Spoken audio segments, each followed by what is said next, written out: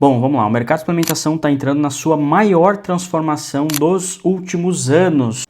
Dá para dizer assim. Não estou falando de uma transformação pequena, estou falando de uma mudança estrutural nesse mercado que pode beneficiar algumas empresas, mas pode destruir outras, principalmente as menores. Porque tem uma pressão começando a aparecer nos bastidores desse mercado. Ela está vindo justamente de um lugar que eu estou vendo poucas pessoas comentar. Sabe qual que é o resultado disso, dessa transformação? Margens apertando, matéria-prima ficando mais disputada, empresas ficando naturalmente mais vulneráveis e uma possível consolidação do setor. Já te adianto, se algumas empresas desse segmento não mudarem sua estratégia imediatamente, nos próximos anos elas vão sofrer bastante. Não tô falando de vender menos não, tá? Eu tô falando de perder competitividade mesmo, perder espaço, em alguns casos até desaparecer completamente, com certeza. E de agora em diante eu vou te mostrar por que isso está acontecendo, quais empresas estão mais expostas e quem pode sair muito mais forte dessa história. A nossa boa e velha análise estratégica de negócio e mercado. Enfim, o que está acontecendo? Vamos partir do início. Importante eu já falar que essa mudança ela não é só no mercado brasileiro não, tá? Na verdade é global, o negócio está feio. E o que está acontecendo é um fenômeno que está chamando muito a atenção de quem trabalha na cadeia de proteína. Estamos começando a ver uma pressão muito forte no mercado global de proteína de alta qualidade, principalmente o whey protein. E não é uma pressão pequena. Alguns fornecedores já estão trabalhando com disponibilidade extremamente limitada. Outros já venderam praticamente toda a produção disponível para os próximos meses e anos. Ou seja, não é simplesmente uma questão de preço, realmente está faltando proteína de alta concentração no mercado. Não tem mais capacidade produtiva. Você entende o tamanho do buraco? O que você acha que acontece quando várias indústrias precisam de matéria-prima e elas não recebem? O mercado muda completamente, porque não adianta você ter o dinheiro nesse caso. Mesmo que você tenha o caixa para comprar, você precisa encontrar quem tem o produto para te vender. E é justamente isso que está começando a acontecer. Para você ter uma ideia, os estoques americanos de whey de alta concentração estão ficando muito apertados. Mesmo com o aumento de produção, os preços dispararam. Algumas categorias já tiveram aumentos acima de 80%, outras passaram dos 100%. E o mais interessante é que isso está acontecendo mesmo com as indústrias produzindo mais. Olha que doido. Porque normalmente quando você vê um aumento desse tamanho, você imagina que teve um problema na produção, sei lá, uma seca, uma quebra de safra, algum problema logístico. Não é isso. O problema é que a demanda aumentou rápido demais, muito mais. E isso começa a criar uma situação interessante, porque os grandes compradores, eles começam a garantir contratos antes, começam a reservar a sua produção, começa a travar o fornecimento dos demais. E quem fica para comprar depois vai encontrar o mercado muito mais apertado. Aqui no Brasil isso ainda não apareceu com força para o consumidor final, mas vai, pode ter certeza. Várias empresas do setor já começaram a relatar dificuldades maiores para comprar matéria-prima, porque no final das contas boa parte da proteína do Brasil está conectada a uma cadeia global. Então pode esperar que a conta vai chegar aqui. Mas a gente já fala sobre isso. Vamos falar do porquê. Por que isso está acontecendo? O que naturalmente as pessoas pensam? Uma coisa óbvia, que aumentou o número de academias no mundo, são mais pessoas treinando, mais gente consumindo whey, só que o buraco é mais embaixo, não é tão simples quanto isso. Tem uma mudança estrutural de consumo acontecendo agora. Uma mudança que está fazendo uma indústria inteira criar demanda para outra indústria. Sabe o que é? Nos últimos anos começou a acontecer uma coisa curiosa. A indústria farmacêutica passou a influenciar diretamente a indústria alimentícia. Sabe por quê? Por conta dos medicamentos GLP-1, que são as canetas emagrecedoras, canetaço. Mounjaro, Ozempic, vários outros que estão chegando no mercado. É um mercado bilionário em ascensão. Ele explodiu. E esses medicamentos estão mudando completamente a forma como milhões de pessoas se alimentam. Porque é uma demanda reprimida. Eles ajudam na perda de peso. Só que existe um detalhe importante. Quando uma pessoa perde peso rapidamente com esse tipo de remédio, ela normalmente não perde só a gordura. Ela perde a gordura, mas também, junto com ela, massa muscular. E aí surge outra preocupação. Como então você vai preservar a sua massa muscular? Essa é uma preocupação dos médicos. Como evitar que o paciente simplesmente fique mais leve, mas metabolicamente mais fraco? A resposta passa por proteína, muita proteína, e principalmente proteína de alta qualidade. Então olha que interessante, durante décadas a demanda por whey era puxada principalmente por um mercado fitness, academia, fisiculturismo, atletas. Agora não, agora você passa a ter milhões de pessoas utilizando medicamento para emagrecimento e recebendo orientação para aumentar o consumo de proteína. Você percebe o tamanho dessa mudança? Uma indústria farmacêutica inteira começou a criar demanda para uma indústria alimentícia. E isso acontece em escala global, não só no Brasil. Então a gente não está falando de uma tendência, de um nicho dentro da suplementação. A gente está falando de milhões de consumidores entrando praticamente ao mesmo tempo nessa lógica de preservação muscular. Bom, não sei se você sabe, mas essa proteína de alta qualidade que tem no whey, ela vem do leite. Não é que o mundo está ficando sem leite, né? Esse não é o problema. Mas a gente está tendo um gargalo na capacidade industrial de transformar o soro desse leite em proteína concentrada de alta qualidade. Porque produzir o whey protein não é simplesmente pegar o leite e colocar num pote. Existe uma filtragem, uma purificação, uma secagem para isso. Tem uma infraestrutura industrial pesadíssima. O papo de investimento é na faixa dos bilhões para uma grande indústria. E tempo, muito tempo para desenvolver essa indústria. Você não constrói uma nova capacidade produtiva dessa matéria da noite para o dia. E o que a gente vê em casos assim? A gente vê que acontece uma situação clássica de mercado. A demanda cresce agora, mas a oferta leva anos para responder. Então eu quero te dizer, literalmente, que vai levar anos para as indústrias produtivas realmente se adaptarem para essa capacidade industrial e poderem suprir essa demanda. É exatamente nesse espaço de tempo que começam a surgir os impactos aqui no Brasil. Então, como que isso chega no nosso país? Para responder isso, vamos entender como é que o nosso mercado funciona. A maioria dos consumidores acha que cada marca produz o seu próprio suplemento. Só que não funciona assim. O mercado de suplementação ele é muito menos verticalizado do que parece. Na prática, a gente tem 3 tipos de empresa. O primeiro tipo são os donos da matéria-prima. Elas estão no topo da cadeia. No Brasil, a gente tem poucas mesmo.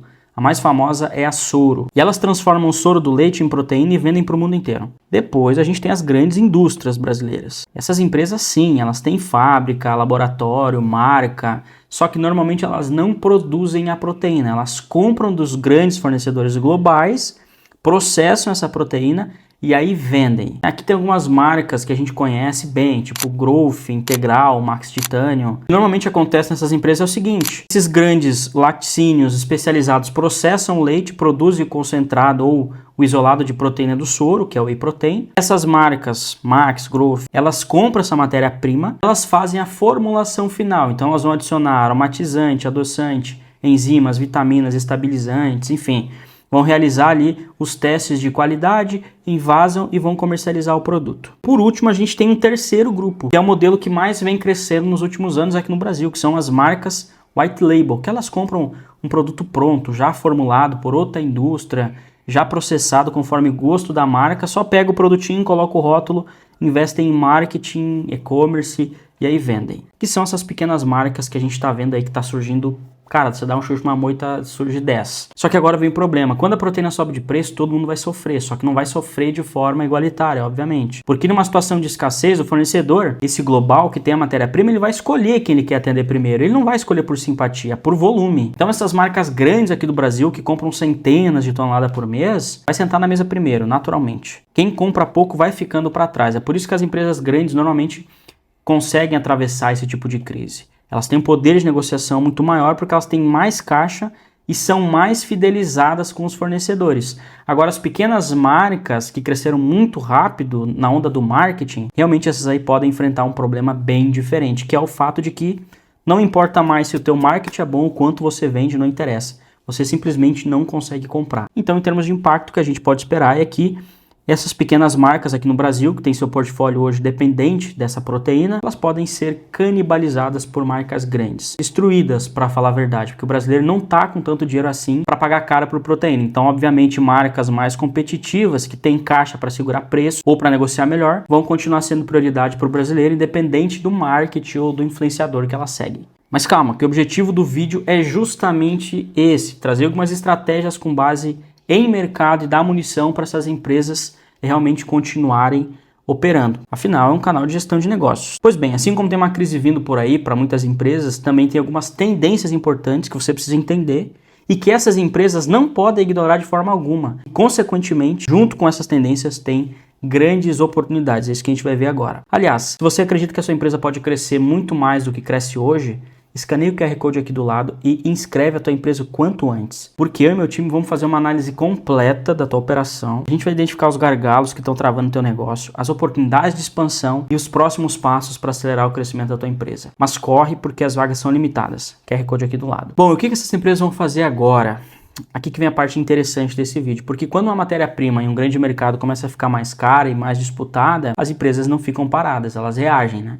E normalmente essas empresas reagem de maneiras muito parecidas, independente do tamanho. Então a primeira reação é tentar proteger margem, porque quando o custo sobe, alguém precisa pagar essa conta. Ou a empresa absorve, ou o consumidor absorve. Ou os dois absorvem um pouco. Só que tem um limite para você aumentar preço, principalmente no mercado extremamente competitivo como o de suplementação, que é commodity. O que costuma acontecer? As empresas vão começar a procurar alternativas, vão buscar novas formulações, novos blends, ingredientes, categorias. E é aqui que eu acredito que o mercado pode começar a mudar bastante. Porque durante muitos anos, se você analisar bem, o crescimento desse setor de suplementação ele foi puxado basicamente por hipertrofia. É whey, creatina, pré-treino, fisiculturismo, performance de forma geral. Só que quem consome isso está mudando. Então é claro que o mercado vai precisar se adaptar. A gente está vendo uma migração gradual de um mercado focado em performance física para um mercado focado em saúde, longevidade, qualidade de vida, saúde metabólica, envelhecimento saudável. Isso conversa diretamente com o fenômeno dos medicamentos GLP-1, das canetas. Porque a pessoa que utiliza Mounjaro ou Ozempic, normalmente ela não está tentando virar um fisiculturista. Ela quer emagrecer, ela quer viver melhor, quer controlar a saúde dela, quer envelhecer com mais qualidade. Você percebe a diferença? Um outro perfil de consumidor. E outro perfil de consumidor cria novas categorias. Então eu acredito que as empresas que continuarem olhando